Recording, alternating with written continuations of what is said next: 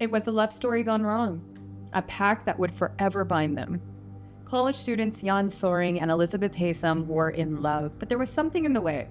Her parents. And so the couple made a murderous plan to kill Elizabeth's parents with the utmost brutality. And the question was why? And now, more than 30 years later, after their convictions, more questions have come up. Were they guilty? Did they even commit the murders? And if not them, then whom? It was described as a crime of pure hatred when on April 3rd, 1985, authorities discovered 2 bodies in the Haysom home of loose chippings just outside Lynchburg, Virginia. The victims were Derek Haysom and his wife Nancy, and while at first there was little information to go on, detectives would soon zero in on 2 suspects, the couple's 20-year-old daughter, Elizabeth, and her boyfriend, Jens. It was a puzzle of horror that fit perfectly together, filled with twists and turns that would last for over 30 years. Our story starts in Bedford County, Virginia. It was described as a wonderful small town with very little crime. The residents reported leaving their doors unlocked and their car keys in the ignition. It seemed completely separate from the outside world. A little haven in the middle of nowhere. And nobody in Bedford could imagine a crime happening, let alone a murder. But on April 3rd, the bodies of the Haysoms were found, butchered. A welfare check had been called after the Haysoms hadn't been heard from within couple days, and within minutes, police arrived as well as a news crew who had been tipped off via radio frequency. And soon the streets were completely crowded. Everyone wanted to see what was going on, and authorities knew that they needed to take control, and quickly. When crime scene security arrived at the home to secure the scene, even they were shocked by the brutality they were witnessing. Inside, sprawled across the house, were the bodies of Nancy and Derek. Their throats had been cut so violently and with such force that they were almost decapitated. They'd also been stabbed numerous times. Authorities estimated that they had been dead for at least 2 days. Bedford was such a small county that everyone knew each other and everyone knew the Haysoms, so the news hit pretty hard. Derek was a South African national who had gained Canadian citizenship and was president of the Sydney Steel Corporation. The couple were described as well-known socialites who regularly played bridge and spent time at the country club. Derek was a little quiet but straightforward, intelligent, and conservative. However, it was well known that he had made enemies through his businesses. It wouldn't have been out of the realm of possibility that one of them had done this. And Nancy was also an upstanding citizen in the community. She was actually related to the first female member of parliament. She valued pedigree and standing within her community. Derek modeled himself off of Winston Churchill, and Nancy after her many great ancestors before her. Both of them had been married before. Nancy had 2 sons, Howard and Richard, while Derek had 3 children, Varian, Julian, and Fiona. Yet, the blended family had a good relationship. Nancy and Derek shared only 1 child together, and this was Elizabeth, who was 10 years younger than her half-siblings. Elizabeth was a spitfire. She was known to dress in all black and have her hair cut short and spiky and was the essential punk girl of Bedford. And she lit up any room she walked into, and she was very, very different from her parents, although they seemed on the outside to have a very good relationship. At the time Nancy and Derek's bodies were discovered, Elizabeth was actually up at the University of Virginia, completely unaware of what had happened to her parents. The lead investigator for the Bedford County Sheriff's Office at the time was Chuck Reed. He described it as the worst homicide he had ever seen in his career. It was like a slaughterhouse, and all those who entered would report they could even smell and even taste the blood. Derek Haysom had been stabbed 36 times and his throat cut from ear to ear, with every major structure in his neck severed. And Nancy's death was even worse. She had actually tried to run and had been grabbed from behind with her throat forcefully slit. She'd been wearing a gold necklace at the time, which was found stuck deep inside her windpipe. The blood on the kitchen floor where she lay was so thick that it had pulled up and crusted away from the tiles, forming like a black lava-like layer across the floor. The scene was one of pure hatred. Over 1,000 pictures were taken of the scene, and initially it was suspected it was a satanic killing because certain things in the pictures just didn't make any sense, like strange markings that were found next to the bodies, and Derek had like a V cut into his chin, and blood had also been purposely smeared around the contours of the bodies in a weird artistic pattern. So we can wonder, was this a deliberate act or an attempt to cover up any evidence left behind by the killer? Ricky Gardner, another investigator, interrogated the neighbors to see if anyone had heard or had seen anything, but no one had. And the rumors around Bedford about a group of Satanists out murdering people only intensified. I mean, how else could you explain the strange scene markings and the violence of the killings? There had been no forced entry and nothing had been stolen. So what was the motive? Everyone was suspicious of each other and theories swirled around town about who had done it and why. And it only got worse as authorities refused to give up any information. But the truth was that they didn't know. They had no leads, no motive, and were working overtime to put the pieces together. And sure, they had tons of evidence, including a bloody sock print on the floorboard. Blood had also been found in the bathroom, indicating that the killer had tried to clean up after the murders before leaving the property. Hair was also found in the sink that didn't match Derek or Nancy, but the scene was also bizarre. I mean, it looked like the Haysoms had been interrupted while having dinner, because their plates were still on the table, and there was a bowl of ice cream splattered with blood. All signs pointed to a surprise attack, and it looked personal. It was 4 days after their murder that attention turned to Elizabeth, the Haysoms' youngest daughter. After she was contacted, she organized the funeral, and for the most part, the community of Bedford was extremely empathetic towards her. I mean, Elizabeth was only 20 years old and had unimaginably lost both of her parents. As she appeared back in Bedford, she came across as the epitome of a loving daughter. 5 days after the murder, investigators interviewed Elizabeth as a precaution. It was entirely informal and she was cooperative, and she even told investigators that her parents only locked the front door when they went to bed, so it would make sense that entry was easy for the killer. Now, during the interview, it was noted that she displayed remarkable intelligence and grace.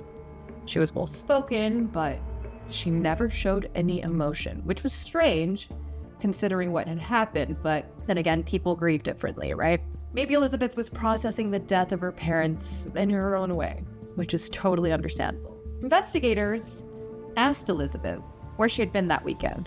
She explained that she was a freshman at the University of Virginia, and she and her boyfriend had decided to go on a getaway to Washington, D.C. to go sightsee, and drove back to Charlottesville on the Sunday. She was forthcoming, even giving the details of the rental car agreement the pair had while traveling. It was only a few days after this informal interview that something strange was noted. Investigators got hold of the rental car agreement Elizabeth had signed. 669 miles were put on that car that weekend, and here's where it gets interesting. It's a 120-mile drive from DC to Charlottesville. So why was there an extra 440 miles in the car? On the 16th of April, with this new information in mind, investigators met with Elizabeth again and asked her about the car. She simply said she and her boyfriend Jens had gotten lost multiple times on the way to DC, and this also didn't make sense. It was a straight shot route from Charlottesville to DC, almost impossible to get lost. So once again, Elizabeth was forthcoming, offering up her fingerprints and her footprints, trying to make herself seem, not guilty, but still the story didn't make sense. Should have been a 240-mile trip when investigators added in the miles it would also take to get to Lynchburg. It added up to roughly 669 miles, and this was a major red flag, because the investigators asked for Jens' contact information so they could verify the claim, and Elizabeth said she would get him to contact them, but surprise, surprise, never did. They even showed up his apartment in Charlottesville, but he was never there. It was strange and definitely seemed like he was avoiding speaking to investigators, which sparked alarms, and they would have to dig deeper. So how did Jens and Elizabeth, two very different people in their looks and demeanor, come to get together? Both showed up to college as Eccles scholars, in the top 6% of students for the incoming year. Jens Soering was the son of a diplomat dispatched from Germany to Atlanta. He went to a private high school and was both an Eccles and Jefferson scholar. No one really knew what Elizabeth saw in him. He was nerdy, arrogant, and described as unbearable. Simply being in the same room as him was torture. Just no one liked it. But for some reason, Elizabeth did. The pair met in August when school started, and they were carrying their belongings to the dorms. Jens spotted an attractive girl and struck up a conversation with her, but then he noticed her roommate, Elizabeth, and she was unlike any creature he had ever seen. Elizabeth had that effect on people. She was like a rare yet poisonous flower. They were introduced to each other that evening at a student barbecue. And initially, Elizabeth thought Jens was rude, but brilliant. To Jens, Elizabeth had led this daring, crazy life, and she had traveled, done drugs, ran away from school, and experimented with other girls. She was kind of going both ways. She also smoked cigarettes, unlike the other girls. And Elizabeth was also an outsider in a way, because she was a foreigner, just like him, with a little teen British accent. There was a significant age difference between them, but Jens didn't really care. And she was a highly sought-after commodity, with both boys and girls gunning for her attention. She and Jens grew closer, often discussing their love of literature. They both had an interest in writing, and spent time writing each other letters and diary entries. Eventually, the letters got a little bit more passionate, and Elizabeth would write to Jens, describing her love for him as a selfish and painful, and she claimed he'd knocked down her defenses and that he was the only person she'd ever loved. This was a shock for Jens, who so far hadn't had that much luck in the love department. Here was a worldly, sexually mature, gorgeous woman, and she wanted him. So he wrote back to her expressing his love, and the pair formed a very deep bond. Jens felt totally accepted and received the affirmation he had always desired. But there was something else he desired, and that was exploring his sexuality. And with Elizabeth, this had all become possible. It was Jens' first time, and there was nothing quite like that first hit. Soon, he was addicted to Elizabeth, to all that she had to offer.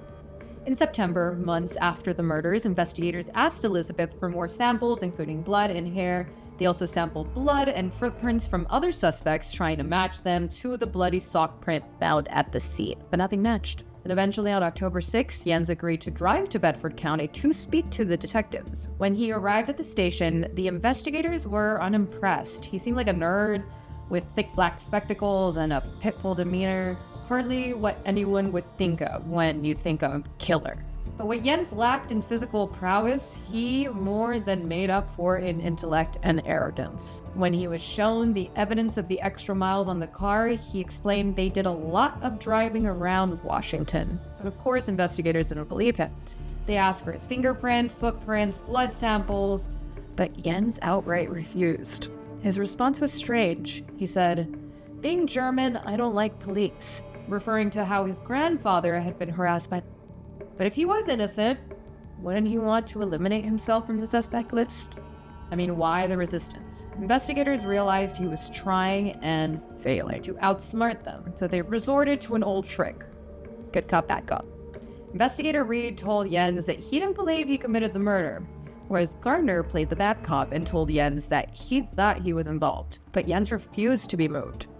He told Reed and Gardner that he would eventually go back to the university, think about offering up samples and prints, and then get back to them. Of course, on Sunday night at 10 p.m., Reed and Gardner got a phone call. Elizabeth and Jens had fled the country. Immediately, police had their suspects. Innocent people just don't run. I mean, it's so obvious. So the couple's car was found parked at the airport, and it was a race against time to contact Interpol and try to get the necessary warrants. Meanwhile, Elizabeth and Jens made it to Paris, where they briefly set up base before driving to Luxembourg, and then to Yugoslavia. After some time there, they made their way to Italy, but they hadn't left without a word. They'd written detailed letters to their families and to Reed and Gardner, explaining that they were leaving. Jens's letter to Gardner taunted him, not admitting guilt, but relishing in the fact that he'd gotten away. After Italy, the pair went to Austria and then flew to Thailand. Because Jens had been born there, he thought he could gain citizenship and the pair would find jobs. But this was unsuccessful, and they had no choice but to leave. First to Malaysia, and then to England. They'd isolated themselves from everyone, run out of money, and realized that they were in deep, deep trouble. They needed a plan, and they found one, which worked for 6 months. On April 30th of 1986, Detective Sergeant Ken Beaver of the Richmond Police Department received a phone call from an in-store detective at a store in London. The detective had detained 2 suspects, a man and a woman who she suspected of fraud. They would bring in clothes and exchange them for cash, only speaking to each other once outside the store. Bieber told the detective to arrest them and bring them in, and when the pair arrived at the station, Bieber could just tell something was off and different about this case, but he just couldn't put his finger on what. Police then got the details of where the couple lived and raided the entire apartment. There they found fake IDs, diaries, wigs, letters, stolen clothing, and 2 passports with the names Jens Soering and Elizabeth Roxanne Haysom. The picture came together. The pair had forgeries made in Thailand. They were then able to get a checkbook, buy clothing on checks, and exchange it for cash by claiming it didn't fit. Basically, it was fraud, plain and simple, but masterfully done. By doing this, they managed to gain roughly 6,000 pounds, and they knew the system in and out. I mean, these certainly weren't first-time criminals. This was all so calculated. The letters were also collected and would have been dismissed had one detective constable, Terry Wright, not painstakingly read through them. There were certain extracts referencing Virginia and Gardner and Reed, and to the detective constable, it was clear something had happened in Virginia, and he needed to get to the bottom of it. One of the letters of importance was an exchange 3 months before the murders on December 21st, 1984. It was lengthy and written in diary form. In the extracts, Elizabeth wrote to Jens, "My mother is on her 6th gin. I pray she'll use the poker on my cold, goading father. Would it be possible to hypnotize my parents, do voodoo on them, and will them to death? Why don't my parents just lie down and die? I despise them so much." Of course, Jens responded to Elizabeth's letter describing their love as the ultimate weapon against her parents. But it was a little more sinister than that. He wrote, and I quote, "My God, how I've got the dinner scene planned out," end quote. It was eerie seeing that at the crime scene at the Haysom home, Nancy and Derek had been in the middle of eating when the killer showed up. But of course, it's not all he wrote. He said, and I quote, "I can see myself depriving people of their property quite easily. Your dad, for instance. Even more easily, I can see myself depriving many souls of their physical bodies." End quote. He made reference to a spate of burglaries that had happened in the loose chippings area and the possibility of pinning it on them. But here's the most chilling part. Jens also wrote, and I quote, "I've felt this. I'm feeling it now inside of me. This needs to plant one's foot in somebody's face to always crush. I have not explored the side of me that wished to crush any real extent. I've yet to kill. Possibly the ultimate act of crushing," end quote. These extracts, letters, and entries were a turning point in the case. Wright immediately found the details for Gardner and Reed in Virginia and contacted them on May 25th. He described what he had found in the letters and the couple that they had in custody. It seemed unbelievable. Immediately, Gardner drove up to the courthouse and spoke to the Commonwealth's attorney, Jim Updike, and explained the situation. And it wasn't long before they were on a flight to London, ready for retribution. Suddenly, as the news spread, it exploded in the British media, which described it as the voodoo killings and the black magic love. On June 5th, 1986, Elizabeth, now 22, and Jens, just 19, were questioned separately. These interviews lasted 3 days. Elizabeth had her solicitor by her side, and when she presented her with the letters found in the apartment, she refused to say anything. So Gardner turned to Jens for answers. Strangely, he chose not to have a solicitor. He seemed confident, as if he was in full control, and the story he was ready to tell was unlike what anyone expected. He said that he and Elizabeth had driven the rental car to the Marriott Hotel in Washington, and the next day he had driven back to Lynchburg, to Derek and Nancy's house. He said he was alone, and that Elizabeth was in D.C. at the cinema. He confessed that Elizabeth knew where he was going, but never entirely clear on what would happen while he was there. He claimed he was set to kill them during the interview, which was being recorded. He asked for the tape to be turned off and made the full confession to Gardner. He went through the confession a second time with Detectives Bieber and Wright in the room too. Jens then reenacted the murder and told them what had taken place. At the end of it, he told them, "I fell in love with a girl. We talked about killing her parents. I drove to her house and killed them. And I got caught." End quote. Both Elizabeth and Jens were indicted for murder after the confession. After hearing about Jens's confession, Elizabeth tried to make it clear that they were both equally guilty, admitting to her role in the murders and her knowledge of what would take place. In custody while awaiting extradition, she did something unexpected. She wrote to Jens, also in custody, and ended their relationship. She told him that she didn't love him anymore, and that from now on he was on his own. In May 1987, she was extradited back to Virginia, 2 years after the murders. She had appeared in court and her trial began. There was no resistance. She pled guilty as an accessory to the fact. She was nothing like what she had been before. Now she was demure, wore nothing of color, had long hair. She appeared as a kind of modern-day Joan of Arc to the public, where, like if she was submitting herself as a sacrifice. But it still didn't make any sense. I mean, why did she do it? By all accounts, she had a good relationship with her parents, or at least we thought, and what it seemed like from the outside. On the stand, Jim Updike asked Elizabeth why her parents died. She was slow to answer, but eventually said, and I quote, "My parents died because Jens and I were obsessed with each other, and he was jealous of anything other in my life," end quote. Meanwhile, Jens was still in custody back in England, fighting against extradition and hearing all of the details Elizabeth's case secondhand. On October 5th, 1987, the sentencing hearing for Elizabeth was held. She'd already pled guilty, but the community needed more transparency than just that. And so Elizabeth went into the details of what had occurred. She said that she and Jens had spontaneously decided to go to Washington on the 29th of March, 1985. She added that Jens had an impotency problem and the pair thought a getaway to Washington might solve that so he could, quote-unquote, get it together. She claimed that the next morning, the pair had an argument, and Jens was upset that she'd had to sell her jewelry because her parents weren't supporting her enough.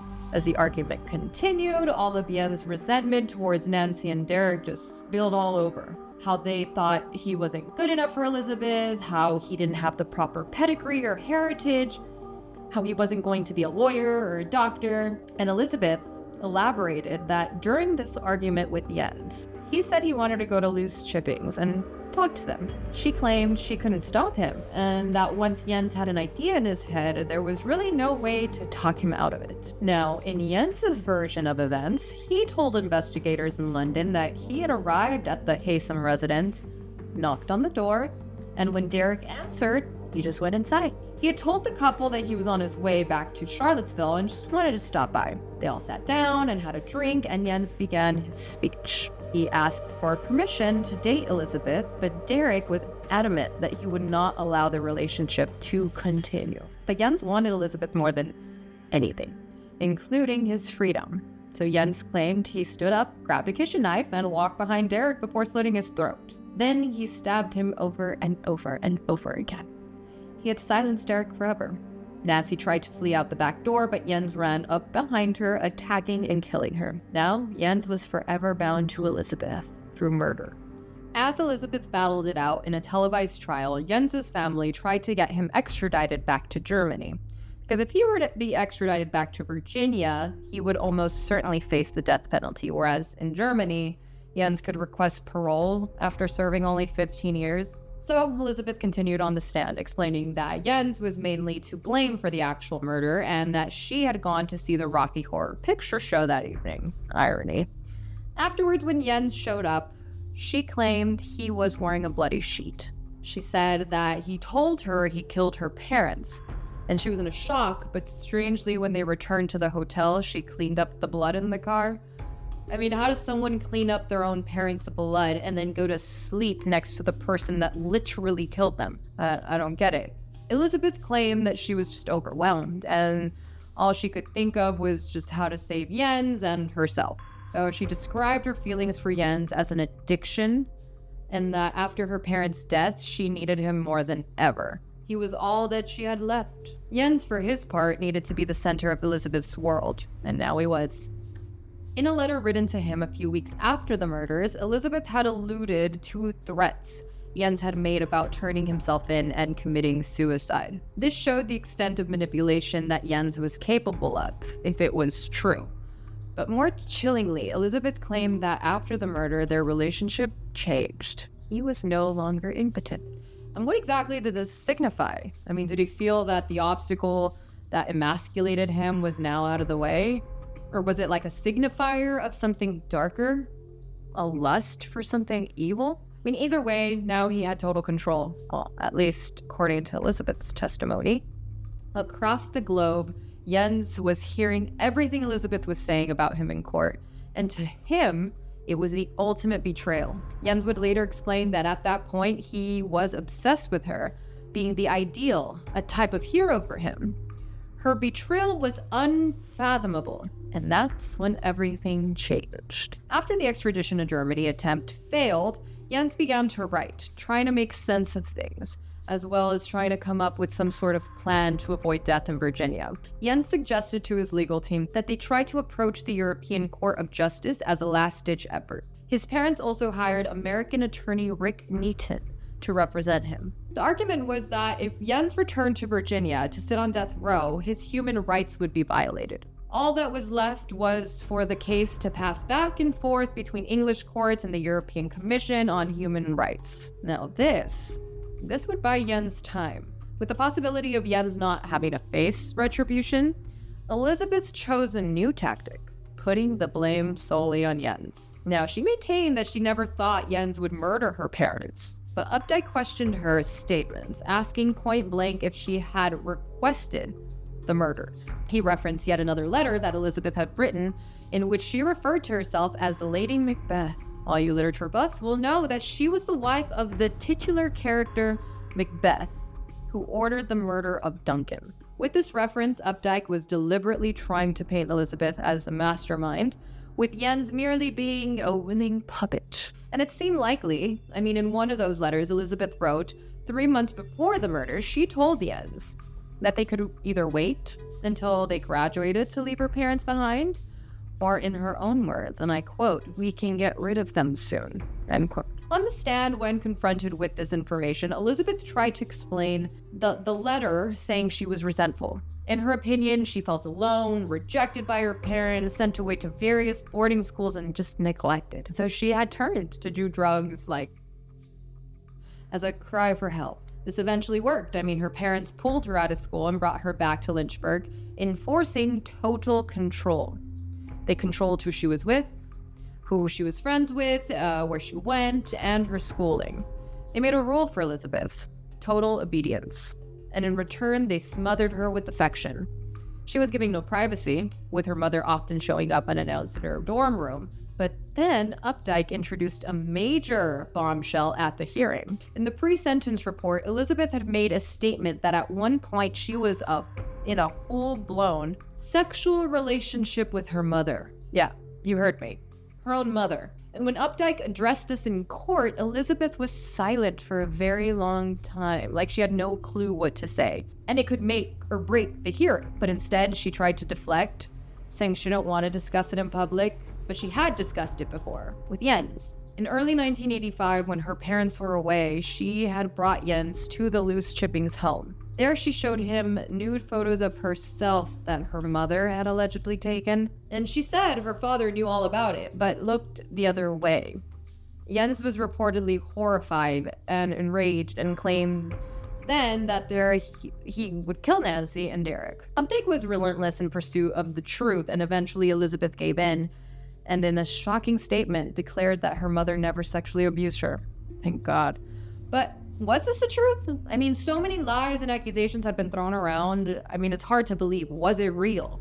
It seemed more likely that Elizabeth had told Jens about the abuse to get him to agree to the murders. Maybe she was manipulating him, maybe, using the ideas of wealth and freedom. And of course, justice. Elizabeth also had a history of lying to people. This was clear. So was she trying to manipulate the courtroom with more lies? She had said that when she went to the movies, she had no idea Jens was going to kill her parents. But if that was true, then why would she buy 2 tickets that would establish an alibi? Reportedly, Elizabeth then went back to the hotel and ordered room service for 2, signing the bill with Jens's signature to further establish an alibi. So she had to have known, right? But Elizabeth was adamant that Jens had acted of his own free will. Trust me that the biggest shock was still yet to come. Elizabeth's half-brothers took the stand and introduced a new theory. They believed Elizabeth was present at the home when the murders took place. It was just all too convenient. In addition, Nancy had told her sons that she was expecting Elizabeth and Jens that weekend. More alarmingly, were found in the front and back of the home, and they were the exact brand that Elizabeth smoked. On the 8th of October 1987, the closing arguments were heard. Elizabeth's defense argued that she had changed, was remorseful, and shouldn't spend the rest of her life in jail. But of course, the judge was not convinced and pronounced her guilty, sentencing her to 90 years behind bars. It was a win for Updike, but he wasn't finished just yet. There was still one more person left to prosecute. England had refused extradition for Jens as long as the death penalty was still on the table. So Updike agreed with the conditions and removed the possibility, and in January 1990, 5 years after the murders, Jens arrived back in the United States to stand trial. It was a brand new battle. And of course, it was a total media circus and was being televised internationally. Jens took the stand before a packed courtroom, before the avid prosecutor Jim Updike, who had waited years for this moment. Updike immediately asked the golden question: did Jens go to the home of Nancy and Derek Haysom to kill them? Everyone expected Jens to confess, just as he had done before. That's not what happened. Instead, Jens simply said, no. The courtroom was stunned. I mean, for years he admitted guilt, but now, out of the blue, he denied any wrongdoing. So now Jens claimed that the couple had gone to DC for a getaway, and that Saturday, Elizabeth had confided in him, and she told him that she had a drug problem and that she owed a debt to one of her classmates. According to Jens, Elizabeth had told him that she needed to pick up a package in DC for this classmate and then drive it back to Charlottesville. Jens said that he would go with her, but Elizabeth said no and that they needed an alibi. So she instructed him to buy 2 tickets to 2 films, Witness and Stranger Than Paradise. Jens did as she requested, then went back to the hotel and ordered room service. As the night wore on and Elizabeth had not yet come back, Jens decided to go see the Rocky Horror Picture Show. Afterward, he went back to the hotel and Elizabeth arrived shortly after him. Jens alleged that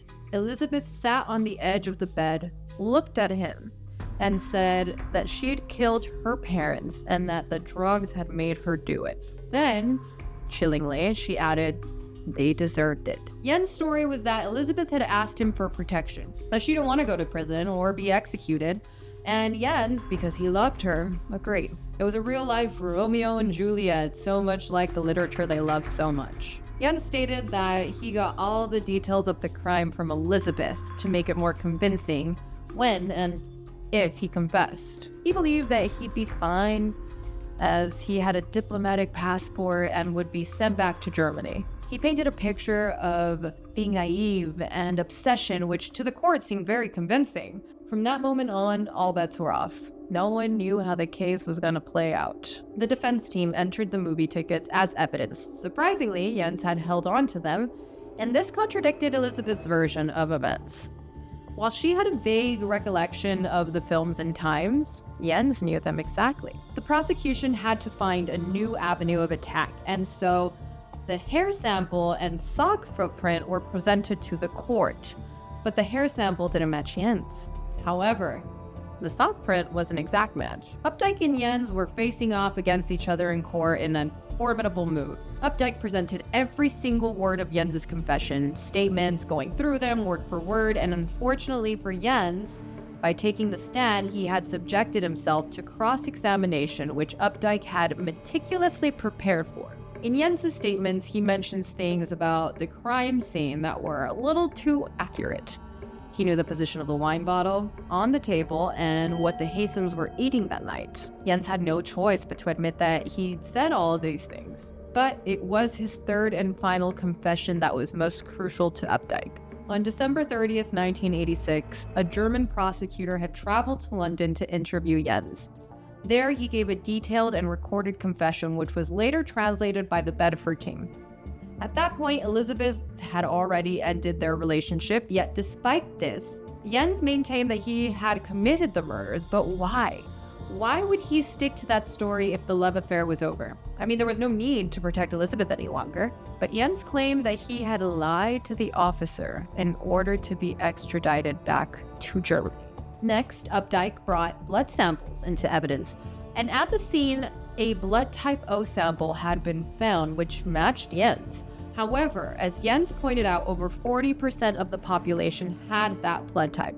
I mean, it really could have been anyone. The prosecution didn't really have much to go on, apart from the sock print and the possibility that Jens's blood was at the scene. So, Updike turned to his next weapon, Elizabeth herself.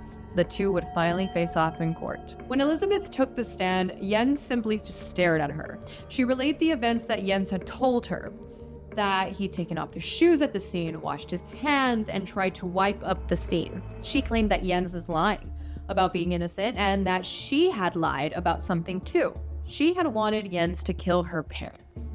Updike had used Elizabeth's testimony to the best of his ability, and now it was Neaton's turn.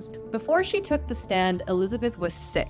She was clearly nervous and knew they would try to point out the motive for her using the sexual abuse accusation. And now it was true that investigators had found the nude images of Elizabeth in her bedroom, and it seemed possible that there was indeed sexual abuse taking place within the home.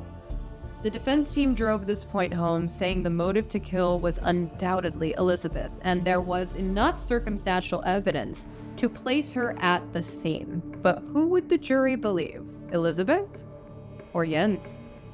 It was clear there was doubt, and the jury had difficulty reaching a consensus, but ultimately, they found enough evidence to convince them that Jens was guilty of first-degree murder. He was sentenced to 2 life sentences, and when offered the chance to speak after all the sentencing, all Jens said was, "I'm innocent." It seemed that the issue was resolved, right, and retribution delivered. However, that wasn't the end. Some believed Jens.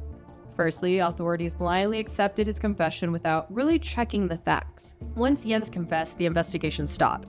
So there were facts that Jens got wrong, such as the position of the bodies and what Nancy was wearing. But others argued that even though he got the orientation of the bodies wrong, he knew exactly where in the house the bodies laid. And he knew the color of the clothes Nancy was wearing, if not the exact items. There were more discrepancies that were never really resolved. For example, Jens claimed that when he slit Derek's throat, Derek said something that would have been impossible as his windpipe was completely severed. How it doesn't make any sense. And as for the sock print, at that time, nothing much could be deduced apart from the size, which could be altered as the cotton smudged the ground. I mean, either way, there was doubt, and Jens' attorneys used this to their advantage. Smart. They tried to appeal the sentencing of 2 consecutive life terms several times, but were continuously rejected. But Jens continued to fight. I mean, becoming a model prisoner and even self-publishing a book titled Mortal Thoughts, which described his relationship with Elizabeth and the false confession for love. I mean, Jens was smart. Like, he knew how to work any system, and this particular system had a weak point: religion. Jens became involved in the Catholic Church. This helped him paint him as an innocent, or at least a reformed man. His Catholic connections almost paid off when in 2010, Governor Tim Kaine announced that his last act would be to arraign Jens' transfer to Germany. But this was soon squashed by his successor. Jens' hopes were dashed. There was really nothing he could do and no way out. Elizabeth, on the other hand, had set her sights on the parole board, hoping for an early release. But she too was consistently denied. Then, in 2016, after 30 years in prison, there was a brand new development. The governor of Virginia announced new tests on old evidence with the development of forensic technology. Included in these cases was the murder of the Haysoms. The blood found at the crime scene was tested, and to the surprise of many, Jens' blood did not match. There was none of his DNA at the scene, actually. The new findings also recorded AB blood with Y chromosomes, meaning that a second male was perhaps bleeding at the scene, along with the strange type O blood. That would signify 2 males were present that night. I mean, really, none of it made any sense. If that was the case, then 2 murderers would be on the loose.